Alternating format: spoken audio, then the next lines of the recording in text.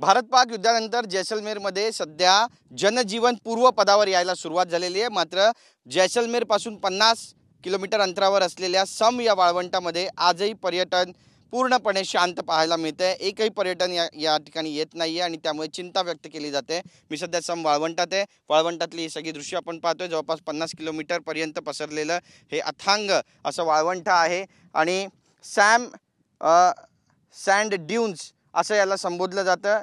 हे भारतातील राजस्थानमधील थार वाळवंटाच्या मध्यभागी आहे आणि एक विस्मयकारक नैसर्गिक सौंदर्य याला जर म्हटलं तर वावगं ठरणार नाही, कारण पर्यटक आणि छायाचित्रकार दोघेही नेहमीच या ठिकाणी कायमस्वरूपी असतात। सोनेरी रंगाचे हे प्रचंड ढिगारे कोरड्या भूभागावर अनिश्चित काळासाठी पसरलेले आहेत आणि त्यांच्यामध्येच असंख्य टेकड्या आणि दऱ्यांसह एक चकाकणारा समुद्र जो आहे तो सुद्धा आपल्याला या ठिकाणी पाहायला मिळतो, जे प्रत्यक्षात त्यांच्या निर्मितीमागील विनाशकारी शक्तीमुळे हजारो वर्षापासून अस्तित्वात आहे आणि त्याचे अनेक पुरावे सुद्धा देत आहेत। आपण पाहतो या ठिकाणी बरीचशी गावं सॅम वाळवंटाच्या आजूबाजूला वसलेली आहे। मात्र या गावांमध्ये सुद्धा सध्या शांतता दिसते।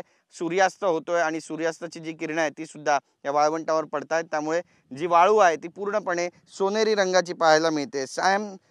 सँड ड्यून्स भूगर्भीय दृष्ट्या तुलनेनं अलीकडेच तयार झालेले आहेत, कारण ते सुमारे 10,000 वर्षापूर्वीच्या प्लाइस्टोसिन काळातील आहेत। त्यावेळी थार वाळवंट एक मोठं सरोवर म्हणून अस्तित्वात होतं आणि आता या ड्यून्समध्ये समाविष्ट असलेली वाळू सुरुवातीला या परिसरात एकेकाळी वाहणाऱ्या ओढ्यांद्वारे येथे जमा झाल्याचं बोललं जातं।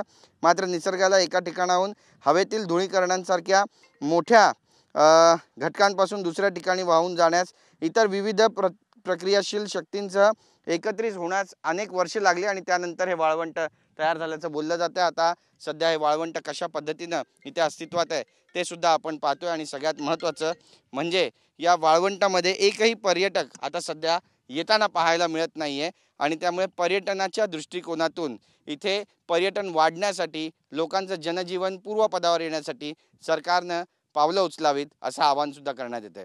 कॅमेरा पर्सन खंडूराजचा गिरीश गायकवाड, TV9 मराठी, सम, जैसलमेर।